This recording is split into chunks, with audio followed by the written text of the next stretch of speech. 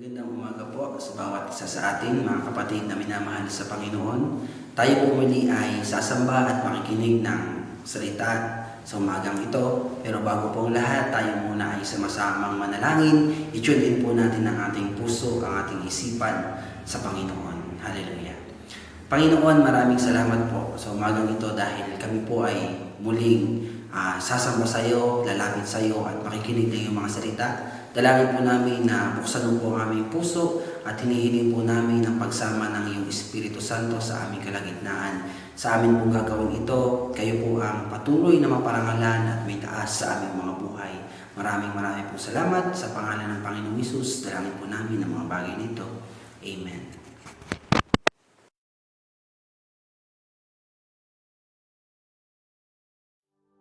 Napakabuti ng ating Diyos. His goodness and faithfulness are always new every morning. Amen po ba? Sa umaga pong ito, nais ko pong ibahagi sa inyo ang ilang talata sa Biblia from the book of Psalm 25 verses 1 and 3 to 5. It says here, O Lord, I give my life to you. No one who trusts in you will ever be disgraced. But disgrace comes to those who try to deceive others. Show me the right path, O Lord. Point out the road for me to follow. Lead me by your truth and teach me, for you are the God who saves me. All day long, I put my hope in you. Hiligin po natin laging sa Panginoon na tayo ay kanyang pangunahan, patungo sa tamang daan, at turuan ng katotohanan mula sa kanyang salita. Mapangahawakan po natin ang pag-asang nagmumula sa Panginoon. Purihin natin ang ating Diyos na nagliligtas, ihayag ang kanyang kadakilaan, at isuko ang ating mga buhay bilang buhay na handog para sa Kanya. Sa Kanya ang lahat ng kapurihan, karangalan, kalwalatian, magpakailanman.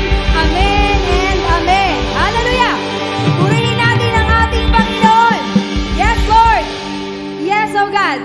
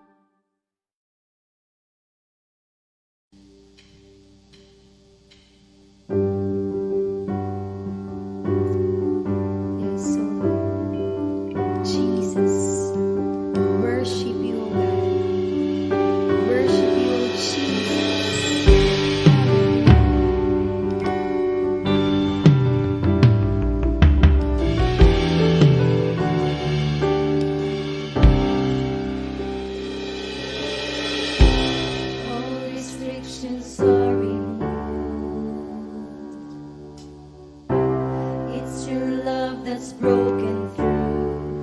I'm free indeed, free indeed. Because you reign in victory. I have all authority, and I believe, I believe. There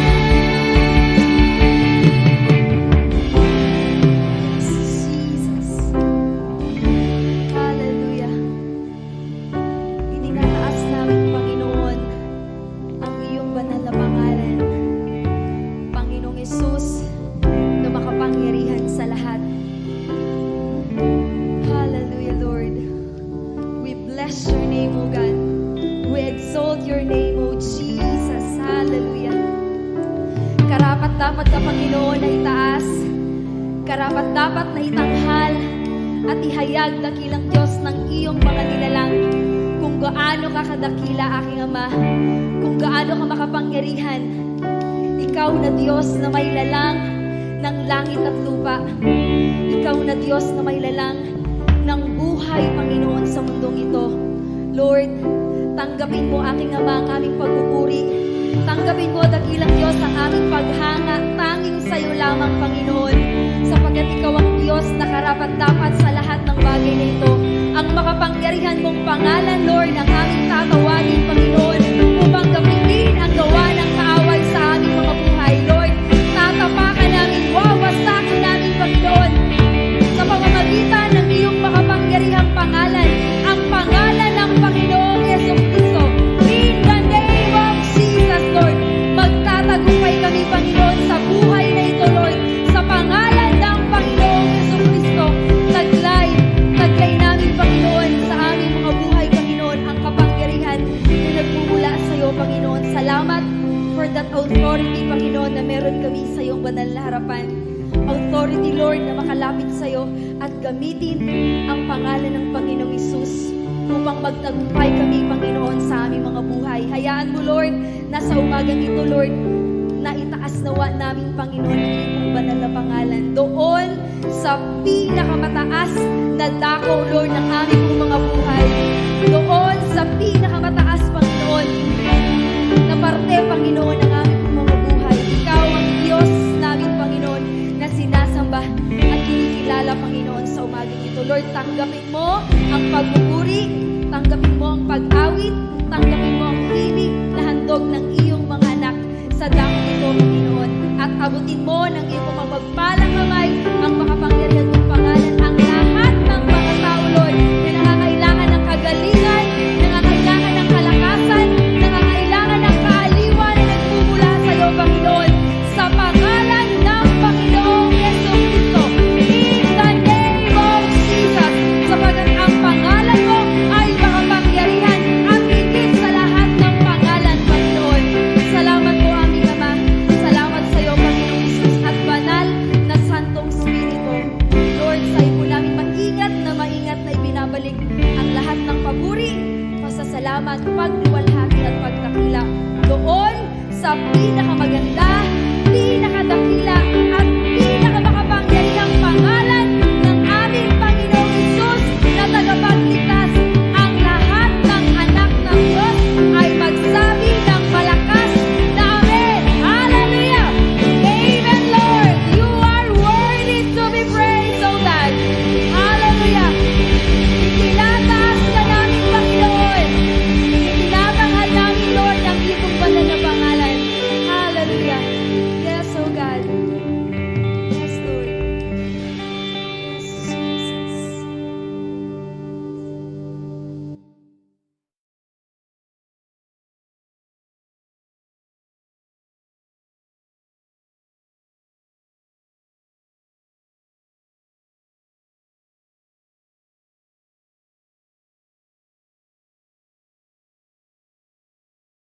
Isang mapagpalang umaga po sa bawat isa. Grabe ang ulan, ano po?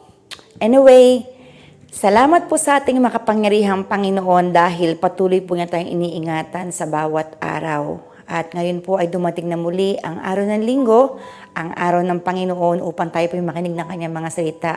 At magsama-sama po tayo kahit na po online, magkaroon po tayo ng unity of the Spirit, magkaroon po tayo ng iisang puso, iisang kaisipan, iisang pananampalataya, at iisang pagsunod para sa ating Panginoon. Ano po? So, samahan niyo po akong muli sa isang panalangin. Tayo po ay lumapit sa ating Panginoon. Ikaw namin, Diyos na makapangyarihan sa lahat. Diyos na mahabagin. Diyos na pinagmumula ng aming buhay, ng lahat ng bagay. Diyos na pinagmumula ng kaligtasan. Ikaw na aming Ama na nag-iingat ng aming mga buhay. At lahat ng mayroon kami, Panginoon. Salamat, Lord, for giving us once again another Sunday, Lord, to listen to your word, to commune with you, O God. At hayaan mo lang, Panginoon, na sa umagang ito, Lord, kami magkakapatid, ay patuloy, Panginoon, na magkaroon ng kagalakan sa iyong mga puso, sapagat, Lord, makikinig kami muli ng iyong mga salita. Kami, Lord, ay matututo. Kami, Lord, ay matcha-challenge. At hayaan mo lang, Panginoon, ang buhay namin ay patuloy po namin ialay sa iyo lamang, aming Panginoon. Salamat, Lord. Pagpalain mo, Ama, ang mga anak mo na makakasama ko sa umagang ito. Ikaw ang Diyos na patuloy na magbigay sa kanila ng katagumpayan sa bawat araw at pagkaloob ng kanilang mga pangailangan ayon sa iyong mayamang awa, habag at biyaya. Salamat, aming Ama. We bless your holy name, O God. In Jesus' mighty name, we pray. Amen. So, medyo mahaba-haba po ulit ang ating pag-uusapan this morning. Ano po, bibilisan ko, promise. Bibilisan ko po. So, wala eh. Yun yung pamilagay ng Panginoon eh.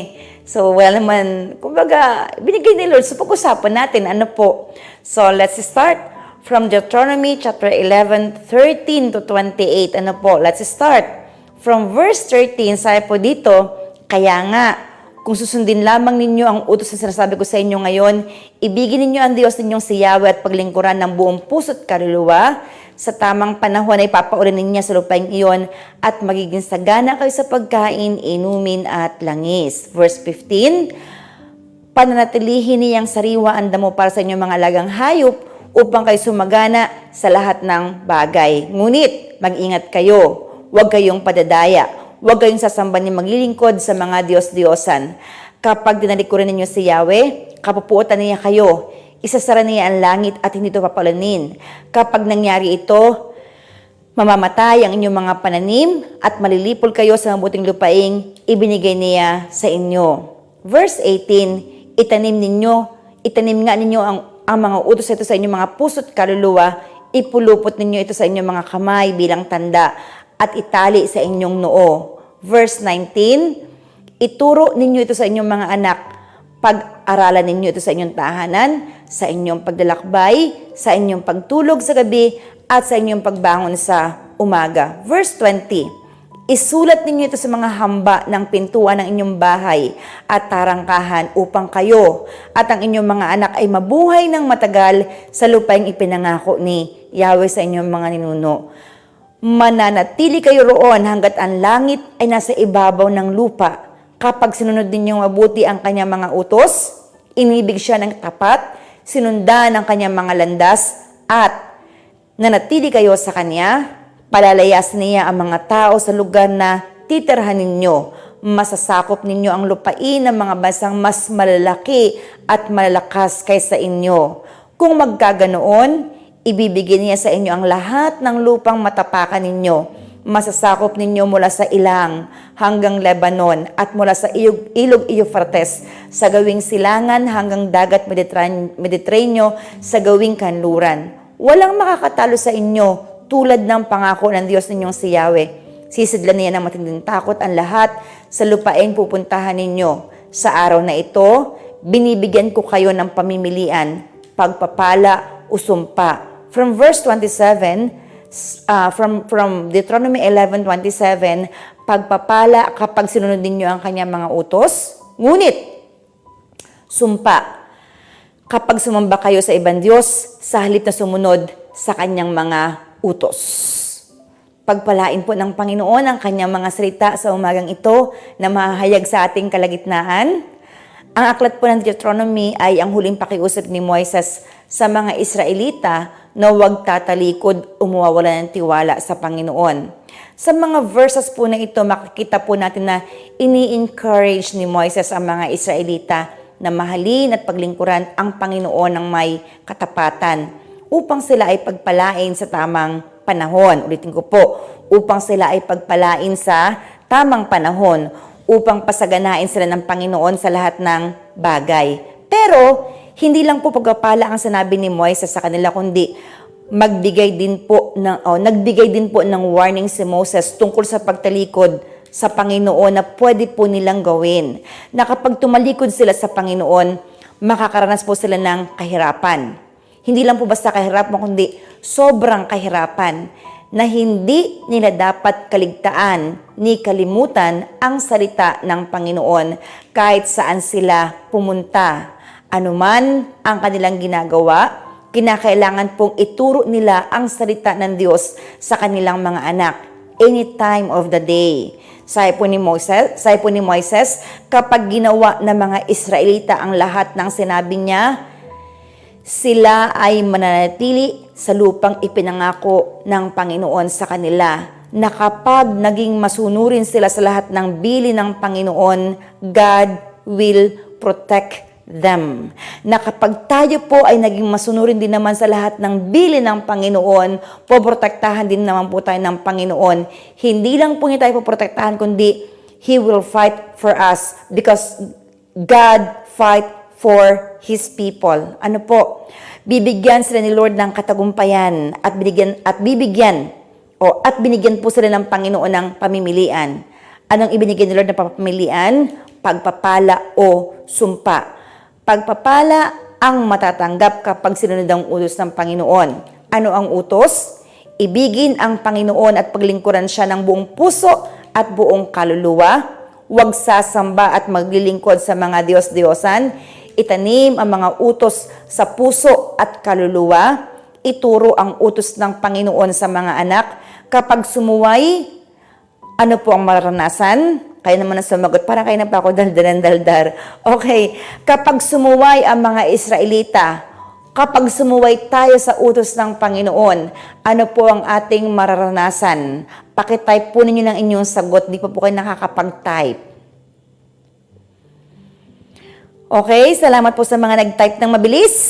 Kapag tayo po ay sumuway sa mga kautusan ng Panginoon, tayo po ay makakaranas ng kahirapan. Ano po? Kapag hindi po tayo sumunod sa kautusan ng Panginoon, kapag hindi po natin sinunod ang utos ng Panginoon, tayo po ay makakaranas ng hirap. Ano po? Nakita nyo ba yung baha? Ang dami. Ang dami na naman po. Puro baha ang nakikita ko sa Facebook. Hindi ako nanonood ng balita sa Facebook, lang ako nakikibalita. Tapos di ba nung Saturday, kahapon ng madaling araw, di ba lumindol pa ng malakas? O di ba natutuwa ako kasi gising lahat na nasa GC. O di ba? At ang sabi po ng Panginoon, kapag atin pong hindi sinunod ang kanyang mga salita, makakaranas po tayo ng kahirapan. Sinabi niya sa bansang Israel sa umagang ito, sinasabi po ng Panginoon sa atin. So we need to obey the commandments of the Lord. We need to obey the word of God. Ano po? Sa isang taong matalino, pagpapala po ang kanyang pipiliin. Alam mo ba ang gusto ng Lord na gawin niya sa buhay mo at sa buhay ko? Sige, pakitype po ninyo. Ano ang gustong gawin kaya ng Panginoon sa buhay mo at sa buhay ko? Sige po, i-type niyo po ang sagot ninyo. Anong gustong ibigay ni Lord? Pagpapala o sumpa? Ako po naniniwala, gusto po tayong bigyan ng Panginoon ng pagpapala. Ano po? Yun ay kung susundin po natin ang kanyang mga kutusan. We need to obey the commands of the Lord that comes from the Word of God, that comes from His Word. Ano po? Maliwanag po from the Word of God. If we want blessing, dapat nating ilagay ang ating mga sarili sa lugar kung saan bumabagsak ang pagpapala. Uulitin ko po, kung gusto natin, kung gusto mo at gusto ko ng pagpapala, atin pong ilalagay ang ating mga sarili sa lugar na kung saan ay bumabagsak po ang pagpapala. Paano yun? We need to obey His Word and be obedient to Him. Ano pong gagawain? Sundin ang kanyang mga salita at sundin ang sinasabi ng ating Panginoon.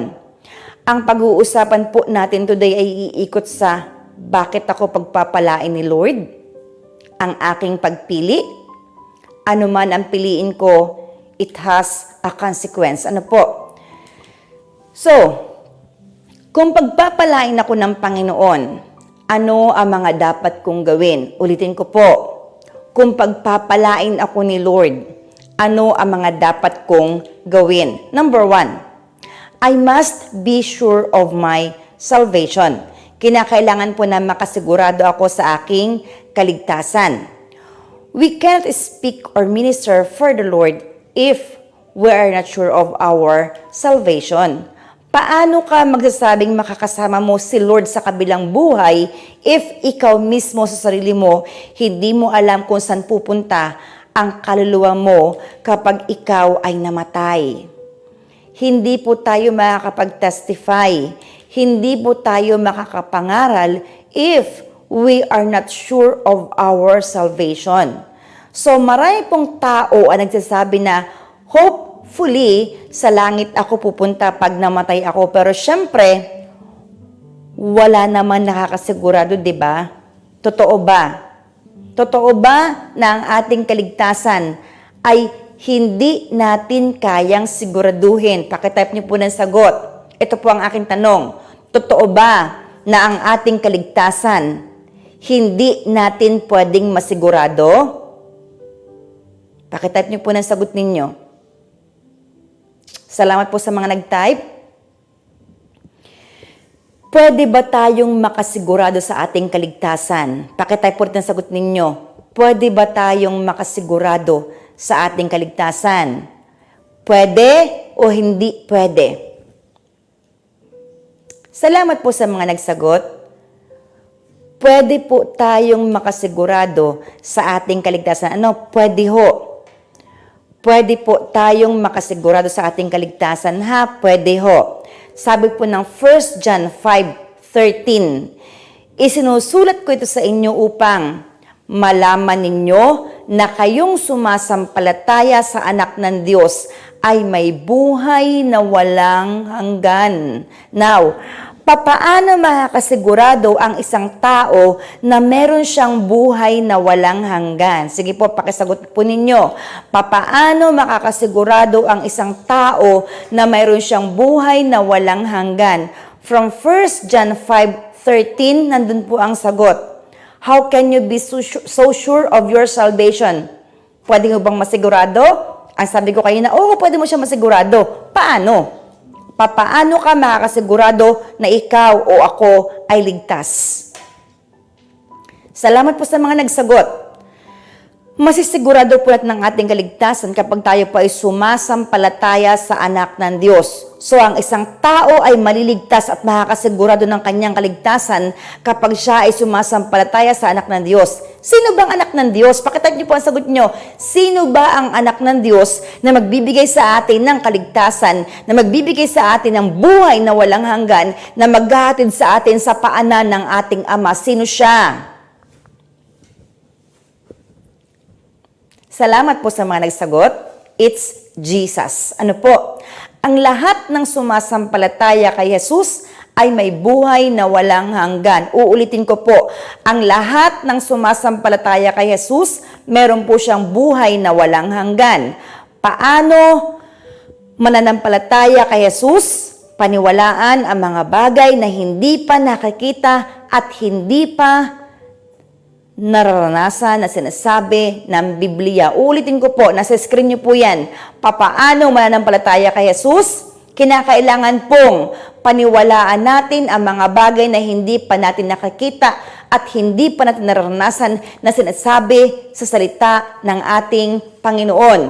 Ang paniniwala sa lahat ng sinasabi ng Biblia ang daan para magkaroon po tayo ng pananampalataya. Paano magkakaroon ng pananampalataya? Kinakailangan pong paniwalaan natin ang lahat ng sinasabi ng salita ng Panginoon para magkaroon tayo ng pananampalataya dahil kapag tayo po ay nanampalataya o sumampalataya sa Panginoon Kristo, magkakaroon po tayo ng buhay na walang hanggan at masisigurado po natin na meron po tayong buhay na walang hanggan. Now, ang pagsunod naman sa lahat ng sinasabi ng Biblia, ang daan upang tayo ay maligtas. Ulitin ko po. Kapag atin pong pinapaniwalaan ang sinasabi ng Biblia, ito po ang daan para magkaroon tayo ng pananampalataya. Kapag tayo naman ay sumunod sa sinasabi ng Biblia, ito po ang daan para tayo ay maligtas. Dahil kahit tinanggap na po natin si Jesus at pinapasok natin siya sa ating puso, hindi po yun sapat. Kinakailangan po natin na magpatuloy. Ano yung itutuloy? Ang pagbabago ng ating buhay. Ang atin pong pananampalataya, kailangan po na magkaroon ng matibay na pundasyon. Ano po? Ulitin ko po, ang ating pananampalataya, kinakailangan po na magkaroon ng matibay na pundasyon. Kaya po, kailangang ipanganak tayong muli. Ano po, ipanganak na muli tayo o born again tayo para magkaroon po ng transformation o ng pagbabago ang ating buhay. Kapag hindi po tayo na born again or hindi po tayo ipinanganak na muli, hindi po tayo magkakaroon ng transformation o ng pagbabago ng ating buhay. Kaya we need to be born again. Sabi ni Jesus sa John 3:3, maliban na ipanganak na muli ang isang tao, hindi po niya makikita ang paghahari ng Diyos. Hindi po pwedeng maghari sa buhay natin ang Panginoon without transformation, because that transformation will bring us from glory to glory hanggang sa dulo po ng buhay na ito, maging kamukha po tayo at maging katulad po tayo ng Panginoong Jesucristo. Uulitin ko po, hindi po pwedeng hindi maghahari sa ating buhay ang Panginoong Jesucristo, kasi kapag hindi po niya tayo pinagharian, there will be no transformation in our lives. Pastora, paano ako magkakaroon ng transformation sa buhay ko? Alam niyo po ba na ang transformation po na yan ay hindi po basta dumarating sa buhay natin. Bibilang po yan ng buwan o ng taon bago po natin maranasan, bago po magkaroon ng pagbabago ang buhay natin. Kinakailangan po nating magtiyaga sa pag-aaral ng salita ng Panginoon. Dahil ang salita ng Diyos ang magbibigay ng pagbabago sa buhay natin. The moment na mag-stop po tayo ng pagbabasa ng Biblia, titigil din po ang pakikialam ng Diyos sa buhay natin. Titigil ang ating paglago sa pananampalataya. Titigil ang ating karunungan. Lahat po ay titigil. Bakit? Ang nagpapagalaw po sa buhay ng isang mananampalataya ay ang salita ng Diyos. Ulitin ko po, ang nagpapagalaw sa buhay ng isang mananampalataya ay ang salita ng Diyos. Kung paanong lumalakad ang bansang Israel sa ilang kapag lumalakad ang haliging apoy kapag gabi at haliging ulap kapag araw, ganoon din po tayo. Biblia po ang ating gabay at nagtuturo sa atin paano kikilos at mamumuhay sa mundong ito. Pag sinabi ng Bible, gawin mo yan, gagawin po natin. Pag sinabi ng Bible, stop, titigil po tayo. Pwede po nating masiguro na tayo ay ligtas. Ano po? Pwede po nating masiguro na tayo ay ligtas. Okay? Now, ano po ang gagawin? Sabi po ng 2 Corinthians 13 verse 5, subukin ninyo ang inyong mga sarili kung kayo'y namumuhay ayon sa pananampalataya. Suriin ninyo ang inyong sarili. Hindi ba ninyo nalalamang nasa inyo si Kristo Jesus? Maliban na lang kung kayo mga bigo sa pagsubok. Now, kung hindi po tayo nagtatagumpay sa pagsubok, sabi ng 2 Corinthians 13 verse 5, wala sa atin si Kristo. Hindi po natin kasama sa buhay natin. Magiging victorious lang po ang buhay ng isang tao kapag kasama niya si Kristo. Ito po ang sinasabi ng Biblia sa Deuteronomy 20 verse 4. For the Lord your God is the one who goes with you to fight for you against your enemies, to give you victory. Kung sinasamahan po tayo ng Panginoon, ano po ang dapat nating gawin? Sabi ng Hebreo 2:1-4, ang tanong ko po, kung sinasamahan tayo ng Panginoon, ano ang dapat nating gawin? Sabi po ng Hebreo chapter 2, verse 1, lalo nating panghawakang mabuti ang mga narinig natin upang hindi tayo maligaw. Sabi ng verse 2, ang mensaheng ipinahayag sa pamamagitan ng mga anghel ay napatunayang totoo, at sinumang lumabag o hindi sumunod dito ay tumanggap ng kaukulang parusa. Gayon din naman, paano tayo makakaiwas sa parusa kung hindi natin pahalagahan ang napakadakilang kaligtasang ito? Verse 3, ang Panginoon ang una nagpahayag ng kaligtasang ito, at ang mga nakarinig sa Kanya ang nagpatunay sa at na ito'y totoo. Sabi po ng verse 4, pinatunayan dito ng Diyos sa pamamagitan ng mga kahangahangang tanda at ng iba't ibang himala.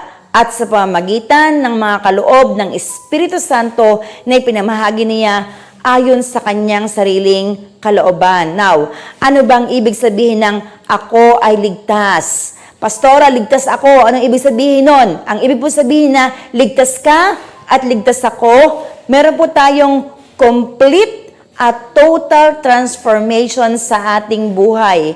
Kung ikaw ay ligtas at ako ay ligtas, meron po tayong total transformation ng buhay natin. Ibig po sabihin, lahat ay nabago. Walang natirang luma. Lahat ay binago ng Panginoon. Kaya nga po na born again. Kasi itutulad tayo sa Panginoon Kristo. Nakikita ang pagkakaiba ng buhay mo noon at ng buhay mo ngayon. Na dati malayo ka sa Panginoon. At lahat ng ginagawa mo ay mali sa paningin ng Diyos. Pero, nang marinig mo ang salita ng Panginoon at matutunan mo ito, nagsikap ka sa tulong ng Panginoon na magkaroon ng pagbabago ang buhay mo. Sa mga disciples po ni Jesus, sabi po niya, "Come, follow me." Iniwan nila ang kanilang lambat, pamilya, even ang kanilang pinagkakakitaan, just to follow Jesus. Pastora, sino yung mga yan? Si Peter, si James, si John, at saka po si Eliseo. Iniwanan po nila ang kanilang mga hanap buhay, ang kanilang pamilya, at sila pong lahat ay sumunod sa Panginoon Kristo. Sa inyo mga si Eliseo po ay kay Elias sumunod. Si Elias po ay larawan ng Panginoong Kristo. Si Eliseo po ay larawan ng mga mananampalataya. Okay? Now, ano ang salvation? Salvation, makinig po tayo mabuti. Baka nagkakalabitan na kayo dyan, ha? Salvation is a restoration of our relationship with God. Restoration, ibig sabihin ng restoration, ni-restore, inayos. Ano po? Bakit inayos? Dahil winasak po siya ng kasalanan. Sinira po siya ng kasalanan, kaya nagkaroon ng kaligtasan. And that salvation restore our relationship with God. Kailangan natin ang salvation o kaligtasan para makalakad tayong kasama ng Panginoon na ang dulo nito ay ang langit na walang hanggan. Now, Pastora, what about salvation? Anong ginagawa niya sa buhay natin? Number 1, salvation is about expanding God's kingdom. Next, it is also about eternal life. Salvation is about eternal life. Next, salvation is about being a child of God. Tungkol po sa ating pamumuhay bilang mga anak ng Diyos, salvation is about walking and talking because we belong to Him. Ang ibig pong sabihin kung ano ang ating sinasabi, dapat po nakikita sa ating mga buhay. Kaya kinakailangan mag-ingat po tayo sa sinasabi ng ating labi na kapag lumabas ang salita sa ating labi, makita ng mga tao sa paligid natin na kung anong ating sinasabi ay siya po nating ginagawa. Halimbawa, sabi mo sa kapatid mo, born again ako kaya hindi na ako magmumura. O diba? Nang hindi pa po kayo born again, kasi ako hindi po talaga ako nagsasabi ng bad words. Kasi pag nagsabi kami ng bad words, as in sinasampalo kami ng nanay namin, o kaya po nilalagyan ng sila ang bibig namin. Kaya ho kami magkakapatid, wala ko sa amin nagsasabi ng bad words. Pero alam mo yun, kapag lumabas ka outside the church, di ba, yung mga tao, normal sa kanila ang magsabi ng HAYOP, TANGA, yung PI, normal sa kanila yun. Ano po, sabi nga po ni Sir Dex, sa magalit at sa matuwa ay nagmumura. Ano po, ngayon, dahil born again ka na, sabi mo sa kapatid mo, oh, born again na ako, iba ng buhay ko. Nagkaroon ng transformation ng buhay ko, ibinigay ni Jesus ang transformation sa buhay ko kasi born again na ako, binago na ako ng Panginoon at hindi na ako magmumura. Sabi mo sa kapatid mo, di ba? O kaya dapat panindigan mo yun. Panindigan mo na hindi ka na magmumura. Panindigan mo na wala silang marinig na pagmumura sa bibig mo kahit na magalit ka, kahit na matuwa ka, kahit na anong mangyari sa buhay mo, hindi lalabas sa bibig mo ang pagmumura. Bakit? Binago ng Diyos ang buhay mo dahil ikaw ay born again na. At ang sabi ni Pablo, tayo po napapalibutan ng makapal na saksi. May mga tao, may mga anghel, may mga devil, may mga evil spirit, may Satan. O diba?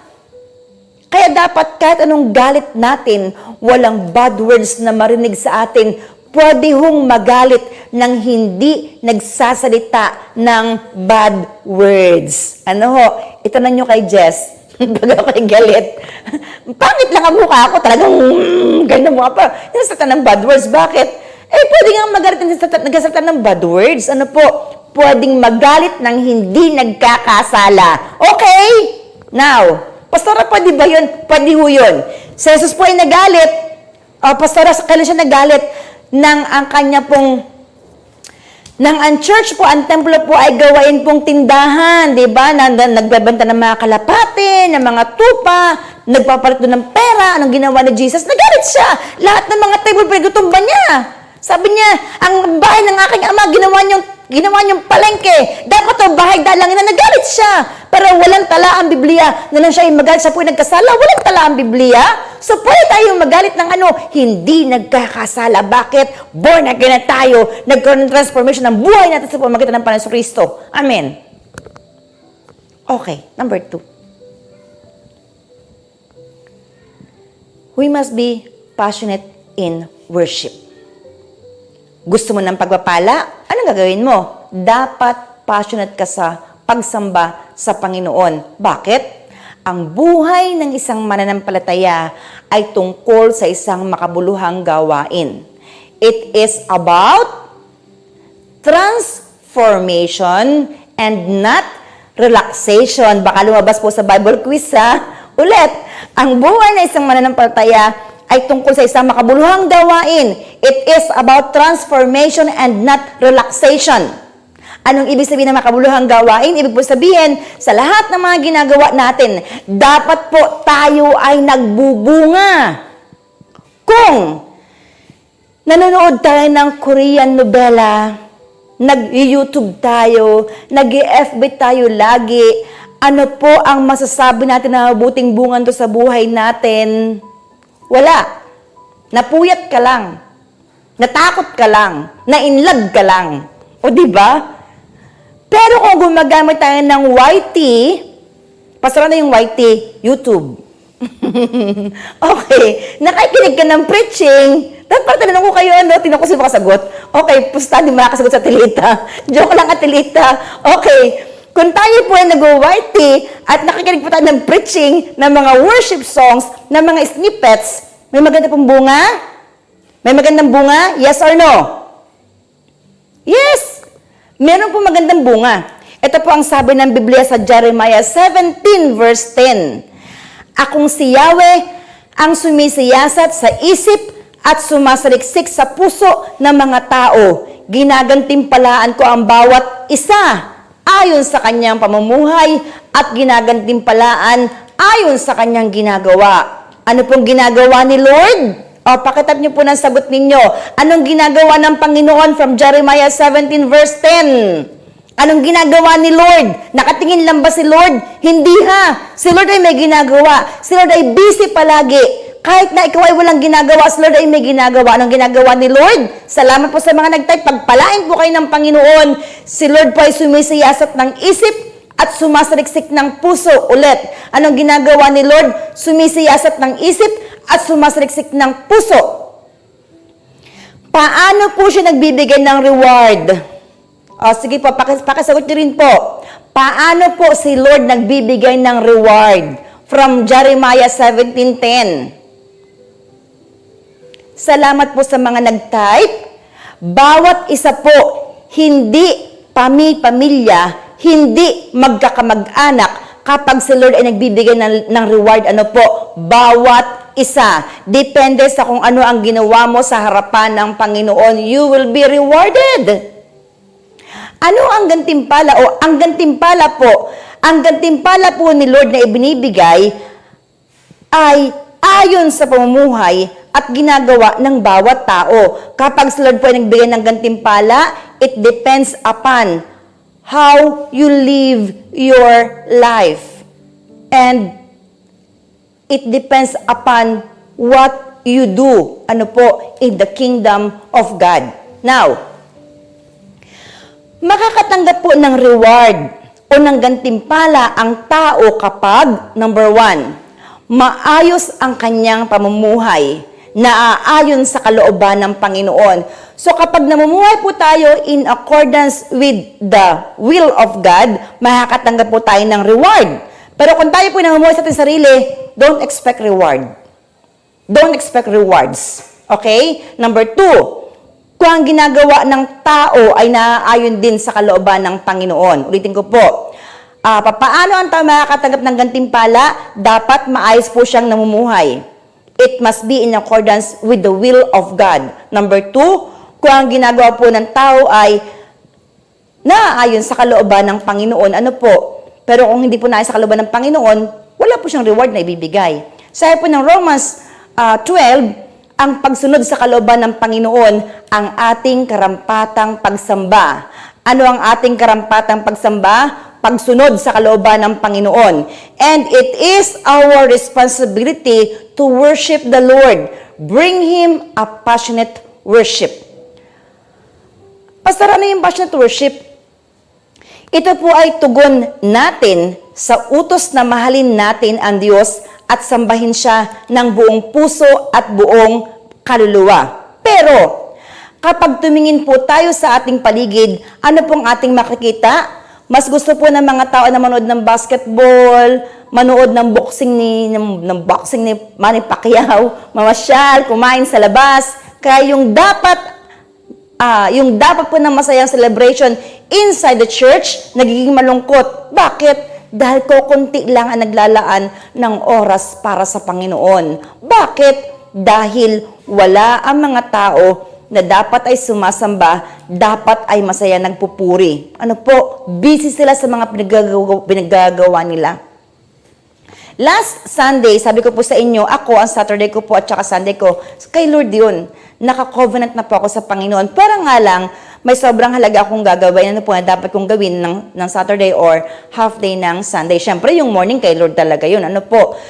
So, nakikita po ng Panginoon ano ang ating inuuna. Ano ang gusto natin?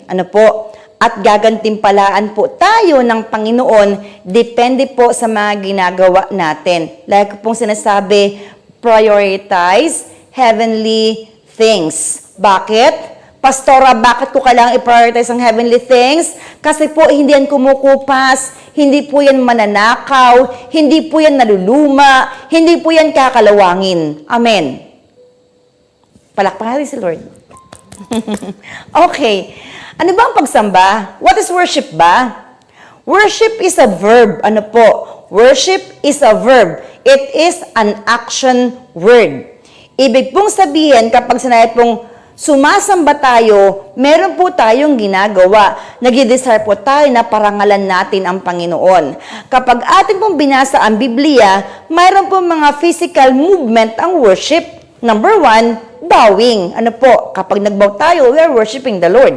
Pagkataas ng kamay, pagpalakpak, pagsasayaw, pag-awit. Sabi po ni Ralph Martin, sa pagsamba po ng mga mananampalataya, ang buong church ay nagse-celebrate ng pamumuno ng Panginoon sa buong sangkatauhan. So, kung walang sumasamba inside the church, wala po nagsiselebrate ng pamumuno ng Panginoon sa sangkatauhan. Ano mangyayari? Wala na. Magagalit na ang Panginoon.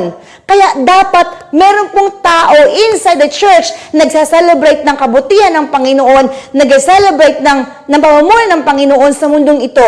Hindi po pwedeng mawala ng tao ang church. Okay? Kahit na naka-online tayo, hindi pwedeng wala kayo dyan. Dapat nandyan kayo. Dapat maglaan kayo ng panahon para sambahin ng Panginoon, para tayo magsama-sama, para tayo po ay magkaroon ng isang puso na pagpupuri sa ating Panginoon. Amen. Okay. Sumasamba tayo sa Panginoon dahil tayo po ay natutuwa. Dahil inaalagaan tayo ng Panginoon. Sinusuportahan tayo ng Panginoon, minamahal tayo ng Panginoon, binibigyan tayo ng Panginoon ng lahat ng ating pangangailangan. Alam nyo ba nung Kailan ba yun? Nung Friday night, ang sarap po ng prayer namin. Sobrang sarap po ng prayer namin. Alam niyo kung bakit? Kasi ang una nag-pray ay si Tiben, tapos si Mean, tapos si Sheila, si Ili kasi masama ang pakiramdam kasi first day ng mens. Tapos po ako, bago po ako lumuhod, nabasa ko yung pinorward ni Teacher Andrea sa GC natin, di ba, na alert level to na ang bulkan. Grabe, sobrang sarap. Alam niyo po yung talagang, sa dami ko nababasa sa Facebook na kesyo, ang Magmaraw ay naka-circle, na anytime pwede sumabog sa kung saan-saan. Ay grabe, sabi ko nga, tinatakot lang ako ng mga nasa FB ito. Pero yung totoo, merong ginagawa ang Panginoon. Amen. Kasi nga mahal tayo ng Panginoon. Sinusuportahan tayo ng Panginoon. Ano pa?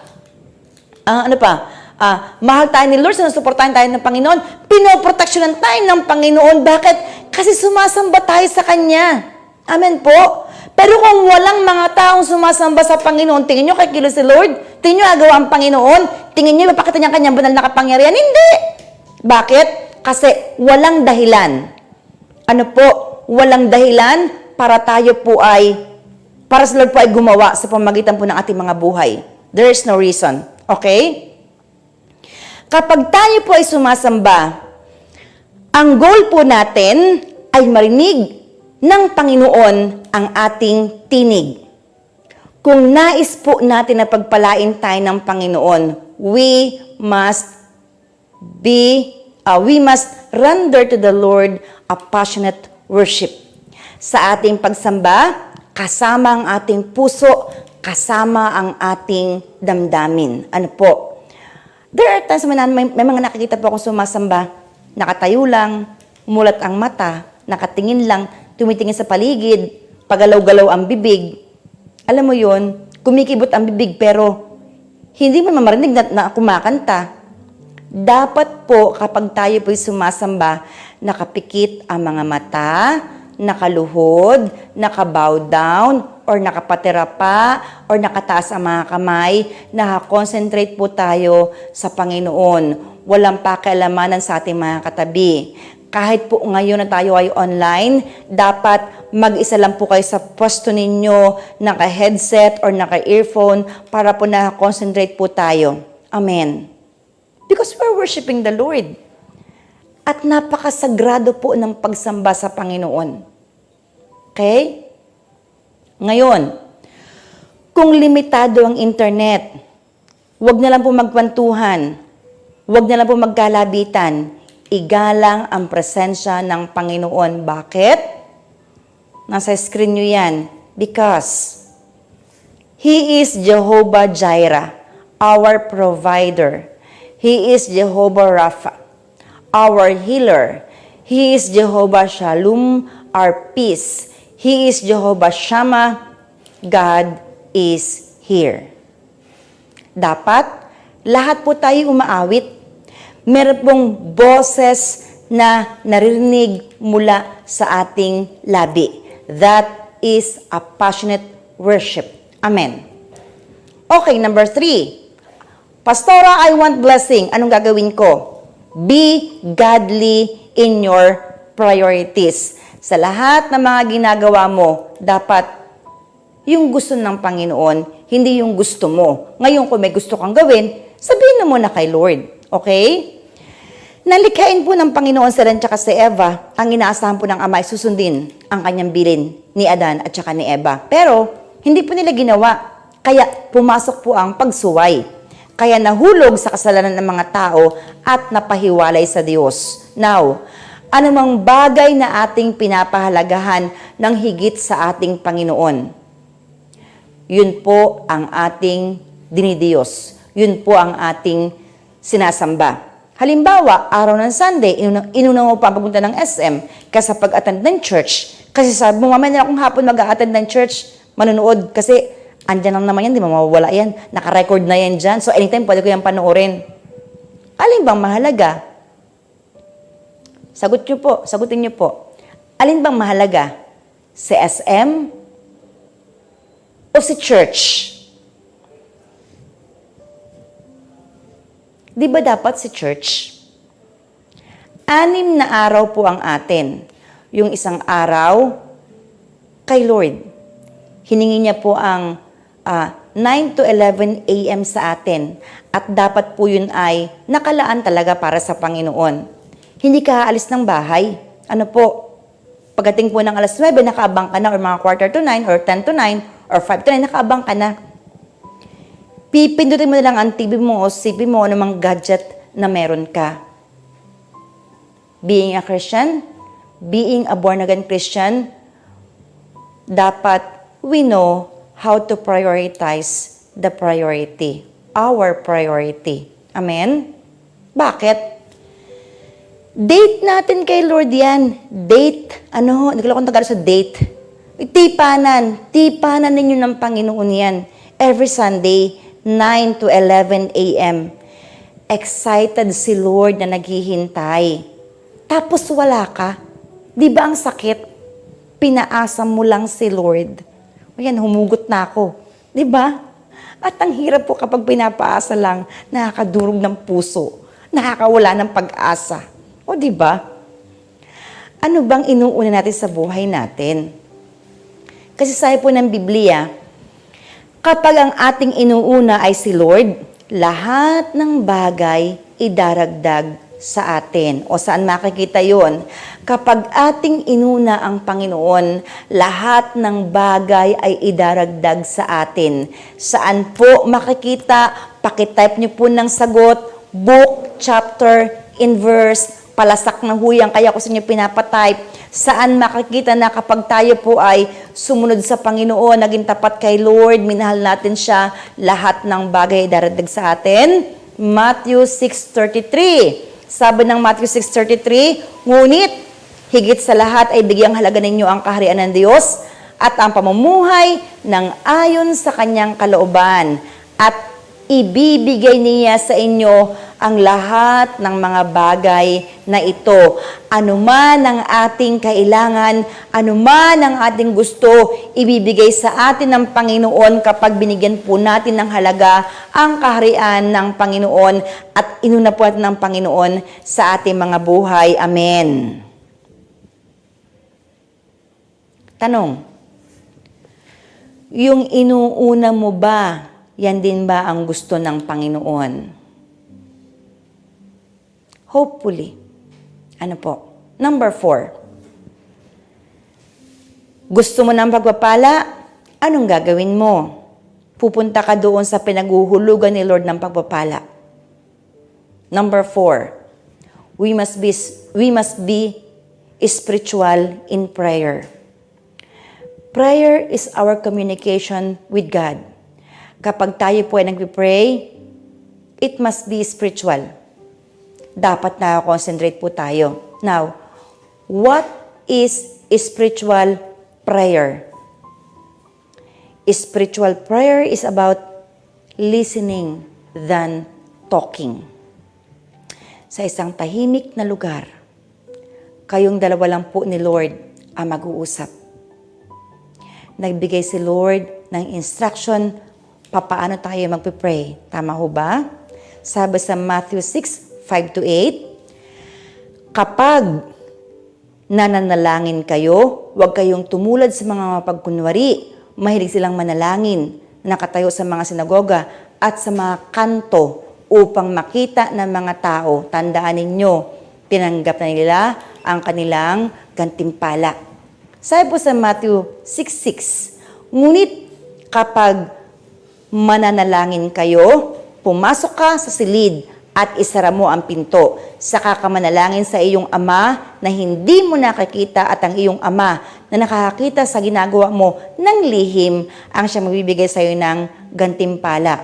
Sa panalangin ninyo, huwag kayong gagamit ng maraming salitang walang kabuluhan, gaya ng ginagawa ng mga hintil. Ang akala nila, papakinggan sila ng Diyos dahil sa haba ng kanilang sinasabi. Sabi ng verse 8, huwag ninyo silang tutularan. Alam ng inyong ama na nasa langit ang inyong kailangan bago pa ninyo ito hingin sa Kanya. Anong sabi ni Jesus? Alam ng inyong ama na nasa langit ang inyong mga pangailangan bago pa natin hingin sa Panginoon. Now, ano ang magiging dahilan para hangaan tayo ng Panginoon? pananalita ba natin? Haba ba ng prayer natin?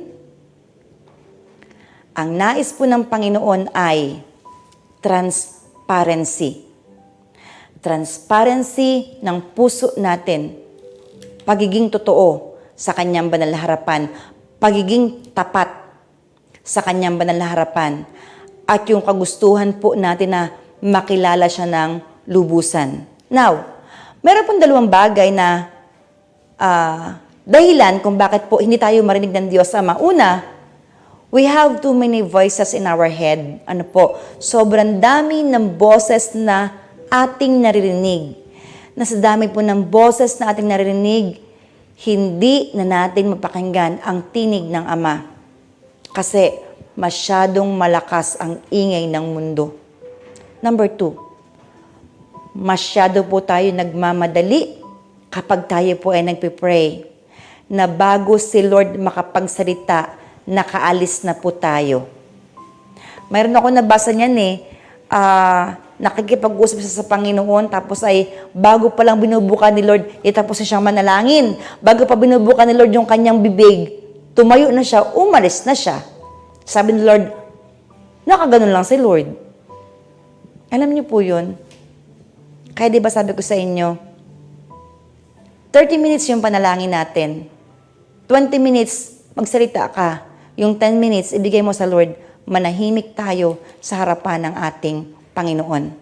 Hintayin natin ang tinig ng Panginoon, ang pagkilos ng ating Panginoon. Alam niyo po ba, 50 beses sinabi ng Biblia, wait on the Lord.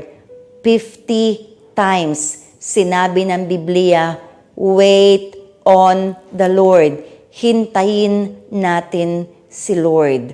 Huwag tayong umalis agad kapag tayo sumasamba, kapag tayo nagpipray, dahil andun pa si Lord.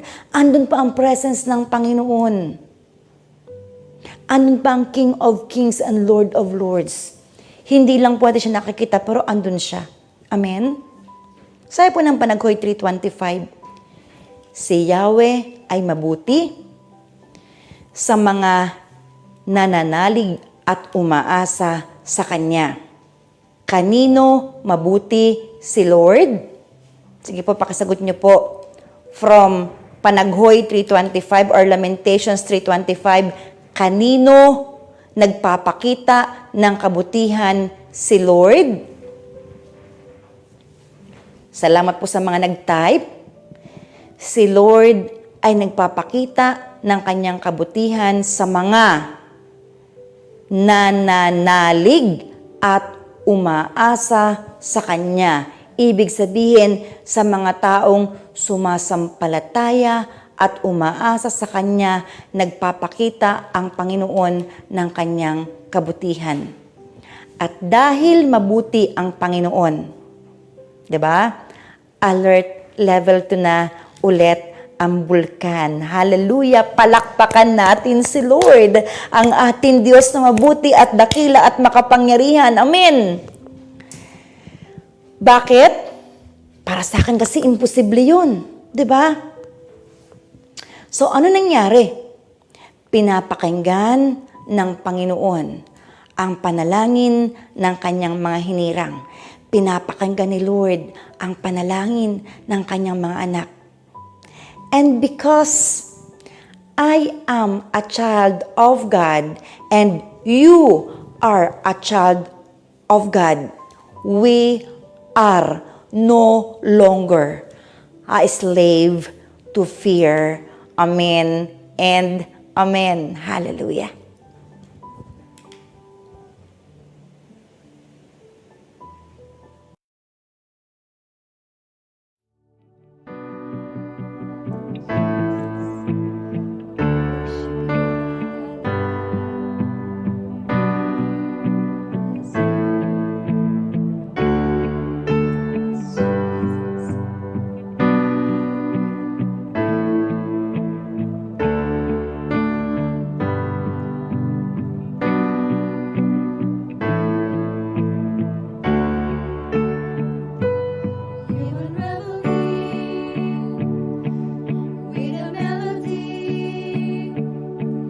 You surround me with a song of deliverance from my enemies, till all my fears are gone. I'm no longer a slave to fear. I am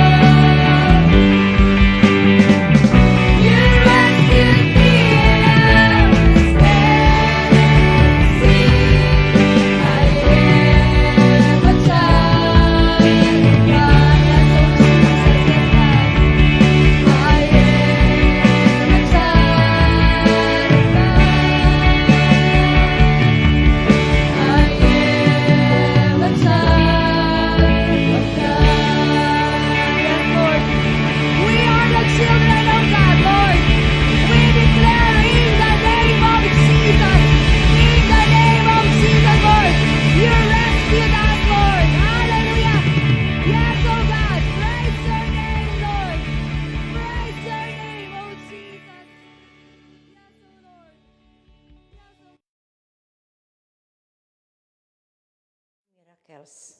He can do impossible things. Kung ang ating pong pipiliin ay pagpapala, ang ating pong mga takot ay kayang takpan ng Panginoon ng kanyang perpektong pagmamahal. Amen? Tayo po'y mag-pray. Aming Amang makapangyarihan sa lahat, Ikaw na aming pag-asa, Ikaw na aming Panginoon. Tulungan mo nga kami, Lord, sa bawat araw na masigurado ang aming kaligtasan.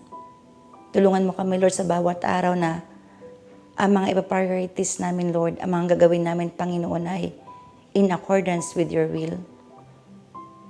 Tulungan mo rin kami, Panginoon, na magkaroon ng isang passionate worship sa iyo, God.